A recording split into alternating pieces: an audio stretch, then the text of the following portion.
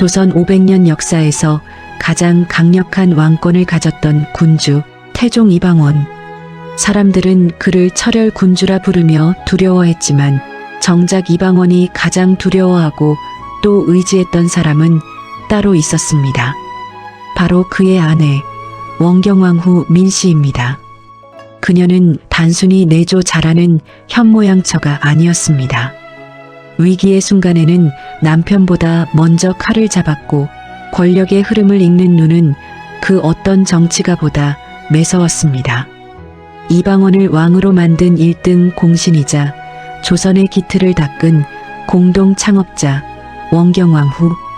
하지만 남편이 왕자에 오른 그날부터 그녀의 삶은 지옥으로 변하기 시작했습니다. 사랑은 증오가 되었고 가문은 피로 물들었습니다. 과연 그녀에게 왕비의 자리는 축복이었을까요? 아니면 저주였을까요? 오늘 조선 500년 인생극장에서는 조선 역사상 가장 뜨겁고도 비극적이었던 여인 원경왕후의 삶을 깊숙이 들여다봅니다. 원경왕후 민씨는 당대 최고의 가문인 여흥민씨 가문에서 태어났습니다. 그녀의 아버지 민재는 당대 최고의 학자이자 정치가였죠. 그런 집안에서 자란 민씨는 어려서부터 총명함이 남달랐고 사서삼경을 통달할 정도로 지적 수준이 높았습니다. 그녀가 18살이 되던 해 5살 연하의 소년 이방원과 혼인합니다. 당시 이방원은 이성계의 아들 중 유일하게 과거에 급제할 정도로 명석했지만 아직은 야망을 드러내기 전이었습니다. 민씨는 직감했습니다. 이 남자가 장차 천하를 호령할 인물이라는 것을 말이죠. 그녀는 친정 가문의 막강한 재력과 인맥을 동원해 남편의 입지를 다지기 시작합니다. 이 시기 두 사람은 같은 꿈을 꾸는 완벽한 파트너였습니다. 조선 건국이라는 거대한 소용돌이 속에서 민씨는 이방원의 가장 든든한 전략가이자 안식처가 되어주었습니다. 1398년 조선 건국 후 이방원은 큰 위기에 봉착합니다. 정도전과 남은 일파가 이방원을 비롯한 왕자들을 제거하려 했기 때문입니다. 이방원은 갈등했습니다. 아버지 이성계의 눈치가 보였고 명분이 부족했기 때문입니다. 이때 역사를 바꾼 것은 민씨의 단호함이었습니다. 정도전이 왕자들을 궁으로 불러들여 한꺼번에 제거하려 한다는 첩보를 입수하자 그녀는 기지를 발휘합니다. 갑자기 배가 아프다며 사람을 보내 남편을 집으로 불러들인 것이죠. 궁궐로 향하던 이방원을 돌려세운 민씨는 미리 준비해둔 무기와 갑옷을 내놓습니다. 당시 조정에서는 사병을 금지하고 무기를 몰수했으나 민씨는 몰래 저택 지하에 무기고를 만들어 칼과 화살을 비축해 두었던 것입니다. 전하, 주저하시면 죽음뿐입니다. 지금이 바로 대업을 이룰 때입니다. 그녀의 이 한마디가 없었다면 제1차 왕자의 나는 성공할 수 없었을 것입니다. 민씨는 직접 가문의 사병들을 지휘하며 이방원의 뒤를 바쳤습니다. 이방원이 흘린 피의 절반은 사실상 민씨의 결단에서 나온 것이나 다름없었습니다. 이방원이 태종으로 즉위하며 민씨는 정식으로 왕비의 자리에 오릅니다. 하지만 왕비가 된 기쁨은 그리 오래가지 않았습니다. 왕이 된 태종은 더 이상 자신을 가르치려 들고 권력을 나눠 가진 아내를 원치 않았습니다. 태종은 왕권 강화를 위해 외척배제라는 잔인한 카드를 꺼내듭니다.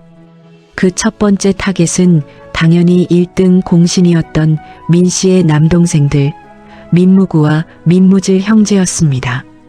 태종은 사소한 말실수를 빌미로 그들을 유배 보내고 결국 죽음에 이르게 합니다. 민씨는 미칠 것 같은 고통 속에서 남편에게 매달렸습니다. 우리가 어떻게 세운 나라인데 나를 이렇게 버리십니까? 내 형제들이 전하께 무슨 죄를 지었단 말입니까? 하지만 태종은 냉정했습니다. 오히려 민씨를 패비시키겠다고 협박하며 그녀의 손발을 모두 잘라냈습니다. 동지였던 남편이 이제는 자신의 가문을 멸문시키려는 정적이 되어 돌아온 것입니다. 가문이 무너진 후 원경왕후의 유일한 희망은 자식들이었습니다. 특히 장남인 양녕대군에 대한 애착은 대단했습니다. 하지만 양녕은 아버지 태종의 엄격함에 반항하며 방탕한 생활을 이어갔고 태종은 아들을 지키려는 민씨를 더욱 압박했습니다. 설상가상으로 민씨의 나머지 두 남동생인 민무휼과 민무회마저 죽음을 맞이합니다. 친정 가문이 네 형제가 모두 남편의 손에 죽어나가는 것을 보며 민씨의 가슴은 이미 재가 되어 사라졌습니다. 민씨는 밤마다 부처님 앞에 엎드려 울었습니다. 가문의 몰락을 막지 못한 죄책감, 그리고 여전히 방황하는 아들 양녕에 대한 걱정 때문이었죠. 결국 양녕이 폐쇄자 되고 셋째 충령 대군 세종이 왕위에 오르자 그녀는 모든 권력의 욕심을 내려놓습니다. 비록 자신의 형제들을 죽인 남편이었지만 아들 세종이 왕위에 오르는 과정에서 그녀는 다시 한번 어머니로서의 인내를 보여줍니다. 1420년 수강궁에서 원경왕후는 56의 나이로 눈을 감습니다. 평생을 투쟁하며 살았던 여장부의 마지막은 쓸쓸했습니다. 그녀가 죽기 전 태종은 그녀를 찾아와 미안함과 고마움을 전했다고 합니다.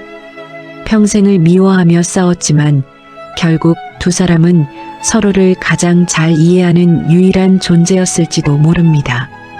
원경왕후가 세상을 떠나고 2년 뒤 태종 역시 그녀의 뒤를 따릅니다. 죽어서는 싸우지 말라는 뜻이었을까요? 두 사람은 서울 서초구의 헐릉에 나란히 묻혀 있습니다. 원경왕후 민씨. 그녀를 단순히 질투 많은 왕비로 기억하는 것은 역사에 대한 예의가 아닐 것입니다. 그녀는 조선이라는 거대한 국가의 시스템을 설계한 설계자였고 왕권을 지키기 위해 자신을 희생한 비극적인 주인공이었습니다. 그녀의 강인한 기질과 지혜는 아들 세종대왕에게 이어져 조선의 황금기를 여는 밑거름이 되었습니다. 남편을 왕으로 만들고 아들을 성군으로 키워낸 여인. 원경왕후의 뜨거웠던 삶을 기억하며 오늘 이야기를 마칩니다. 시청해 주셔서 감사합니다. 내용이 좋으셨다면 구독과 좋아요 부탁드립니다.